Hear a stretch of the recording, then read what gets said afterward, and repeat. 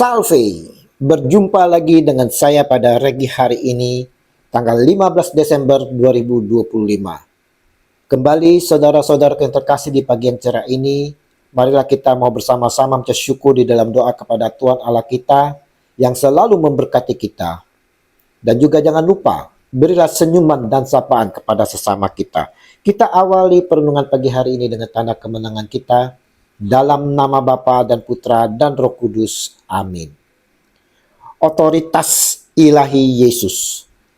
Bacaan liturgi hari ini diambil dari kitab Bilangan 24 ayat 2 sampai dengan 7, dilanjutkan dengan ayat 15 sampai dengan 17a, dan Injil Matius 21 ayat 23 sampai dengan 27. Saudara-saudaraku yang terkasih di dalam kasih Kristus, seringkali saudara kita mengalami suatu penolakan di dalam kehidupan kita. Entah itu penolakan dari sikap-sikap kita, tutur kata kita, pengajaran kita, ataupun kesaksian-kesaksian kita. Nah, bagaimana kita tanggapi atas penolakan itu, saudara? Sakit hati? Tentu.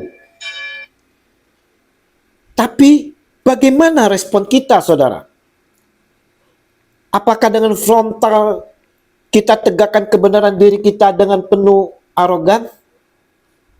Atau kita dengan sakit hati meninggalkan mereka yang menolak? Hari ini Sang Maha Guru kita, saudara, Sang Baginda Yesus Tuhan, diceritakan dalam Injil bagaimana beliau mengalami penolakan-penolakan dari imam-imam kepala dan tua-tua bangsa Yahudi atas otoritas ilahi yang ada pada diri Sang Baginda. Mereka meragukan atas kuasa otoritas yang dimiliki Yesus dan bertanya dengan sinisnya, dengan kuasa manakah engkau melakukan hal-hal itu?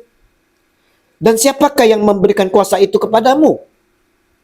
Matius 21 ayat 23. Mereka ingin menjatuhkannya dengan pertanyaan licik, saudara.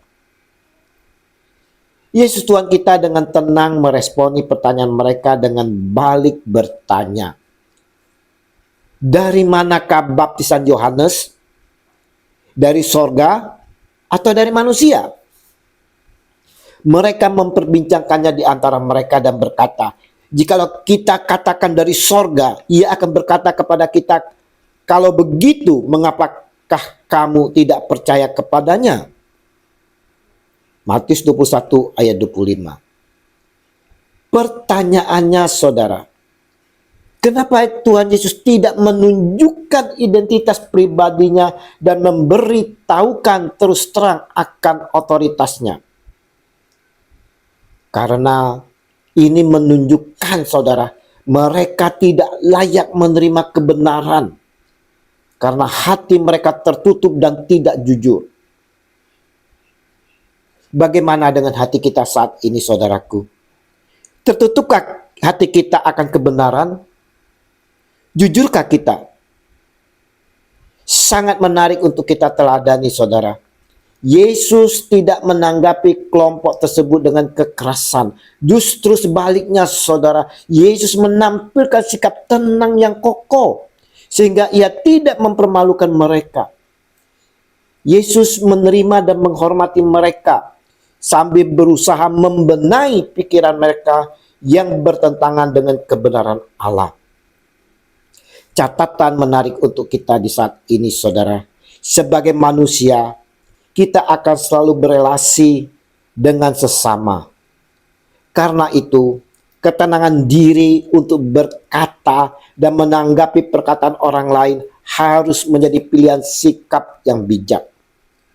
Jadi, dimanapun, saudara, kapanpun, dan dengan siapapun kita berelasi, saudara, kita akan mampu memberikan kedamaian dan penghormatan yang sungguh kepada sesama kita.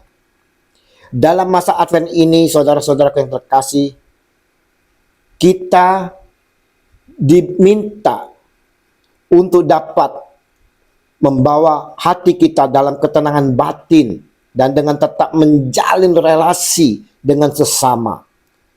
Dalam menjalani relasi ini, saudara, dibutuhkan sikap hati yang rendah hati, saling hormat, dan saling memperhatikan.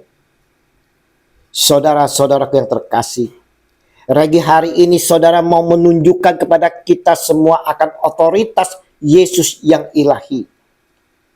Janganlah kita seperti imam-imam kepala dan tua-tua bangsa Yahudi, saudara, di mana mereka memiliki keraguan akan otoritas ilahi yang dimiliki Yesus. Melalui Regi hari ini, kita semua, saudara, diajak untuk mengakui bahwa otoritas Yesus adalah ilahi, bukan manusiawi. Ia memiliki kuasa untuk mengampuni dosa dan memberi hidup. Realita di dalam kehidupan kita, kita sering menolak, meragukan akan otoritas ilahi Yesus ini, saudara. Tapi kita lebih percaya pada kuasa duniawi, misalnya uang, status, internet, dan lain sebagainya. Mari saudara-saudaraku yang terkasih, kita mau membuka hati kita, saudara, dengan mau mengakui akan otoritas ilahi Yesus. Bagi kita yang percaya, otoritas ini akan diberikan. Dan sesungguhnya kita telah menerimanya di saat baptisan kita. Dan perlu diingat, kuasa otoritas yang diberikan Yesus adalah untuk melayani, bukan untuk mendominasi atau kepentingan diri sendiri. Tuhan Yesus, mampukan kami untuk mengakui otoritas-Mu yang kudus dalam hidup kami. Singkirkan ketakutan dan kepura-puraan. Biarlah kami tunduk sepenuhnya padamu dan menggunakan setiap kuasa yang kami miliki untuk melayani sesama seperti yang Engkau lakukan. Amin. Dalam nama Bapa dan Putra dan Roh Kudus. Amin. Shalom Aleihim.